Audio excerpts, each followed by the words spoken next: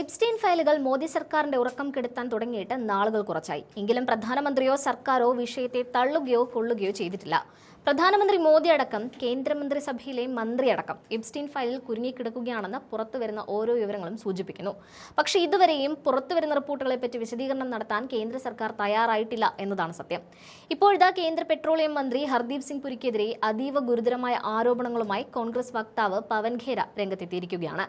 ആഗോളതലത്തിൽ കുപ്രസിദ്ധനായ ലൈംഗിക കുറ്റവാളി ജെഫ്രി എപ്സ്റ്റീനുമായി കേന്ദ്രമന്ത്രിക്ക് അടുത്ത ബന്ധമുണ്ടെന്ന് വെളിപ്പെടുത്തൽ രാജ്യത്താകമാനം പ്രചരിക്കാൻ തുടങ്ങിയിട്ട് നാളുകളേറെയായി. എപ്സ്റ്റീനുമായുള്ള ഹർദീപ് സിംഗ് പുരിയുടെ ബന്ധം വെളിപ്പെടുത്തുന്ന നിർണായക വിവരങ്ങളാണ് ഇക്കഴിഞ്ഞ ദിവസം മാധ്യമങ്ങൾക്ക് മുൻപിൽ പവൻ ഖേര കൊണ്ടുവന്നത്.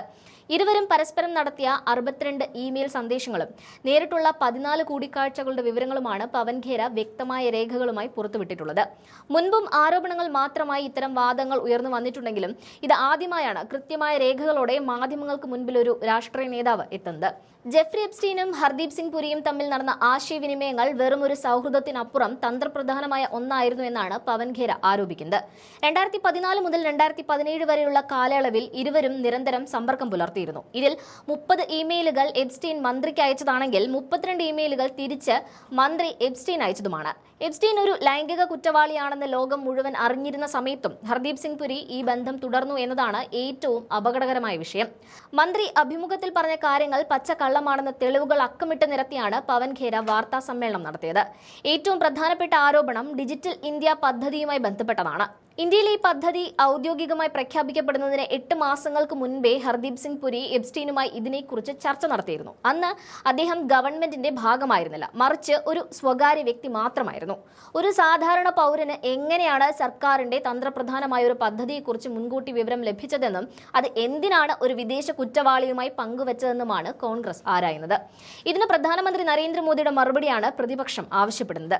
പ്രധാനമന്ത്രി നേരിട്ടാണോ ഈ വിവരങ്ങൾ കൈമാറിയതെന്നും അതോ ഇതിനായി നിർദ്ദേശം നൽകിയതാണോ എന്നും വ്യക്തമാക്കേണ്ടതുണ്ടെന്ന് പവൻ ഖേര പറഞ്ഞു. രാജ്യത്തെ നയതന്ത്രജ്ഞരെയും IAS ഉദ്യോഗസ്ഥരെയും മറികടന്നുകൊണ്ടാണ് ഇത്തരം സമാന്തര ചർച്ചകൾ നടന്നത്. നമ്മുടെ IAS, IFS ഉദ്യോഗസ്ഥരെ വെറും ഇവന്റ് മാനേജർമാരായി ഈ സർക്കാർ മാറ്റിയിരിക്കുകയാണെന്ന് പവൻ ഖേര പരിഹസിച്ചു. എപ്സ്റ്റീൻ 2008 ജയിലിൽ കിടന്ന കാര്യവും വീട്ടുതടങ്കലിൽ കഴിഞ്ഞ കാര്യവും മന്ത്രി തെറ്റായിട്ടാണ് അഭിമുഖങ്ങളിൽ പറയുന്നത്.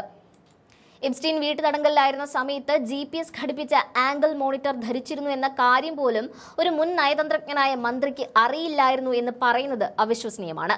ഇതൊന്നുകിൽ വിവേകശൂന്യതയാണ്, അല്ലെങ്കിൽ വലിയൊരു ഗൂഢാലോചനയുടെ ഭാഗമാണ്. രാജ്യത്തിന്റെ രഹസ്യങ്ങൾ കൈകാര്യം ചെയ്യേണ്ട ഒരു മന്ത്രി ഇത്തരത്തിൽ കുറ്റവാളികളുമായി ബന്ധം പുലർത്തുന്നത് രാജ്യസുരക്ഷയ്ക്ക് ഭീഷണിയാണെന്നും പവൻ ഖേര ആരോപിച്ചു. ഈ വിഷയത്തിൽ പ്രധാനമന്ത്രി മൗനം വെടിയണം. ഹർദീപ് സിംഗ് പുരി അറിഞ്ഞുകൊണ്ട് കള്ളം പറയുകയാണെന്നും ഒരു കുറ്റവാളിയുമായി ഇത്രയധികം അടുപ്പം പുലർത്തിയത് രാജ്യത്തിന് തന്നെ അപമാനമാണെന്നുമാണ് കോൺഗ്രസ് ആരോപിക്കുന്നത്. പവൻ ഖേര നടത്തിയ വാർത്താ സമ്മേളനം സമൂഹ മാധ്യമങ്ങളിൽ വലിയ തോതിൽ പ്രചരിക്കുന്നുണ്ട്. ആ വീഡിയോ കൂടി ചേർക്കുന്നു. अब 5 अक्टूबर ये मीटिंग के अगले दिन जब हमारे पुरी साहब मिले रीड हॉफमैन से, तो 5 अक्टूबर को एप्स्टीन हरदीप से पूछते हैं मीटिंग कैसी थी, यूजफुल थी, प्रोडक्टिव थी. हरदीप कहते हैं साहब मेरे को पर्सनली मिलकर आपको ब्रीफ करना चाहता हूं. बताइए, फिर मिलने का बहाना कुछ तो है, फिर मिलना चाहते हैं और कहते हैं आपके इंटरव्यू में कि मैं अनईजी हुआ. एक इंटरव्यू में बोला, दूसरे में बोला in hindsight it was a mistake. भाई ये बार बार खींचे क्यों चले जा रहे हैं आप एप्स्टीन के पास? ये है क्या? फिर आगे बढ़िए साहब. तो ये 3 साल 14 से 17 की मीटिंग्स मैंने आपको बताई और इंटरव्यू में कहा 8 साल नहीं है, 3 साल है, क्योंकि 14 में तो पहली बार मिले थे और 17 में न्यूयॉर्क छोड़ दिया था. 14 से 17 के बीच में 10 महीने न्यूयॉर्क में नहीं थे, वो भी कम कर लीजिए. तो लगभग 2 साल में आप कितनी बार मिले ये आपके सामने मैंने रख दिया. और 62 ईमेल्स जो हमारे पास अभी हैं, 30 एप्स्टीन की इनको, 32 इनकी एप्स्टीन को. 14 मीटिंग्स हैं, वो मैंने आपको उसकी भी सूची दे रहा हूं. अब यह आंकड़ा क्या क्या बताता है आपको? हमारे लिए तो देखो साहब कोई फर्क नहीं पड़ता आप 1 बार मिले या 100 बार मिले. हीरे की चोरी हो या खीरे की चोरी हो, चोरी तो चोरी कहलाती है. आप चोर तो कहलाओगे, या आपने हीरा चुराया या आपने खीरा चुराया, चोर हो, मिले हो. रीड हॉफमैन का बहाना मारते हो कि साहब उसकी वजह से मिला, तो रीड हॉफमैन का तो जिक्र भी बंद हो गया उसके बाद की मेल्स में। फिर क्यों मेल्स कर रहे थे, क्यों मिल रहे थे, क्या चर्चा हो रही थी, यह तो आपको बताना पड़ेगा। जो भी हो साहब, लबो लबाब यह है, mister Hardeep Puri, our honourable petroleum minister, is a pathological liar. ये एक झूठा व्यक्ति है, ये सरेआम झूठ बोल रहे हैं और हम दावे के साथ कह रहे हैं कि ये झूठ बोल रहे हैं। और इंटरव्यू में बोला, I was making an assessment as a private citizen. ये इंटरव्यू में बोला, मैं बार बार जो प्राइवेट सिटीजन बोल रहा हूं ये उन्हीं के शब्द हैं। तो प्राइवेट सिटीजन को भारत सरकार का डिजिटल इंडिया की ज्ञान 8 महीने पहले कैसे हुआ, मैं फिर पूछना चाहता हूं। कांग्रेस पार्टी ये जानना चाहती है, प्रधानमंत्री से जानना चाहती है, क्या आपने फोन उठाकर हरदीप पुरी को डिजिटल इंडिया का प्लान भारत की जनता को बताने से पहले 8 महीने पहले बता दिया था? और क्या आपने ये निर्देश दिए थे कि जाइए एप्स्टीन से डिस्कस कीजिए? नाम भी स्कीम का वही जो 8 महीने पहले private citizen Hardeep Puri Epstein से चर्चा कर रहे हैं। जब आप सरकार का हिस्सा नहीं थे तो आप सरकार का प्रतिनिधित्व कैसे कर रहे थे?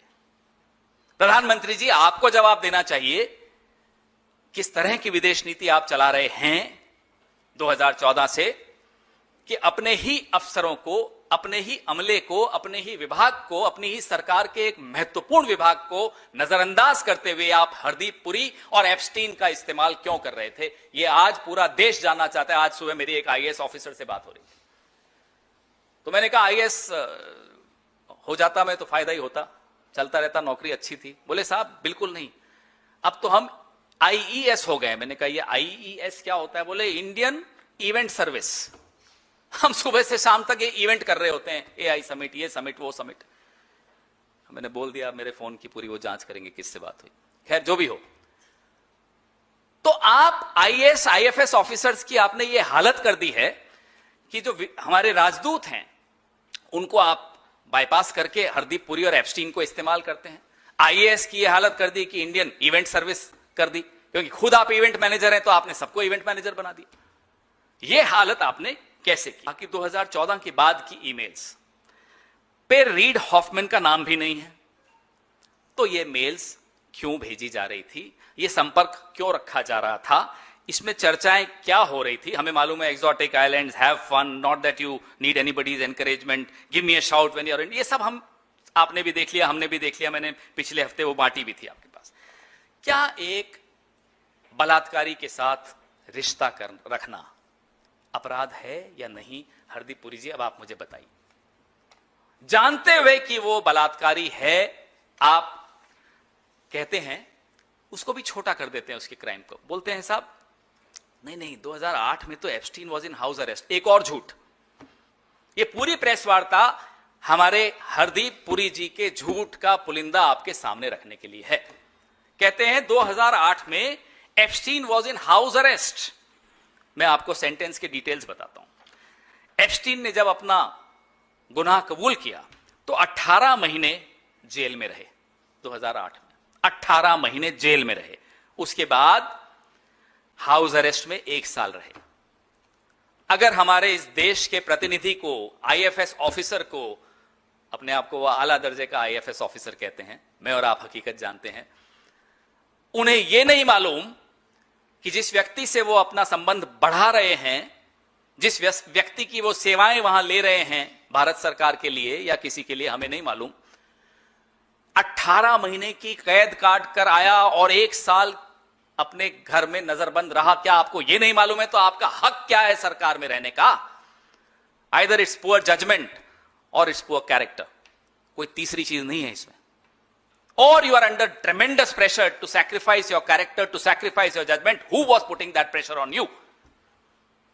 दबाव किसका था कि आप सब कुछ भूल गए? मोहे आई न जग से लाज, मैं इतना जोर से नाची आज कि घुंघरू टूट गए। ये हालत कर दी। ये हमारे नेता बने हुए हैं, ये हमारे मंत्री हैं साहब, कुछ तो शर्म करो। अब वो जो बोलते हैं उनके खिलाफ जाता है। प्राइवेट सिटीजन है तो भाई क्यों जा रहे थे, क्यों कर रहे थे? सरकार की तरफ से कर रहे थे। भाई आप सरकार का हिस्सा नहीं थे, क्यों कर रहे थे? हम सरकार से पूछेंगे, इनसे क्यों करवा रहे थे? कहले थिंक टैंक से कर रहे थे। थिंक टैंक जवाब दे। थिंक टैंक पर इंक्वायरी हुई है, थिंक टैंक से इस्तीफे हुए हैं, उस इंक्वायरी में हरदीप पुरी का कोई रोल नहीं दिखाया, तो थिंक टैंक के बिहाफ पे नहीं कर रहे थे। तीसरा झूठ, हर जगह जब वो मुंह खोलते हैं झूठ बोलते हैं। और तो और जब एप्स्टीन हाउस अरेस्ट में थे ना, तो जीपीएस में एंकल मॉनिटर लगा रखा था। राजदूत साहब, इतनी भी जांच नहीं की आपने। राजदूतों का काम होता है कि इस तरह के एक्सपोजर से अपने आप को बचाएं, क्योंकि राजदूत का एक्सपोजर मतलब देश का एक्सपोजर। राजदूत के पास देश की सीक्रेट्स होती हैं। राजदूत एक बहुत महत्वपूर्ण व्यक्ति होता है, उसको यह नहीं मालूम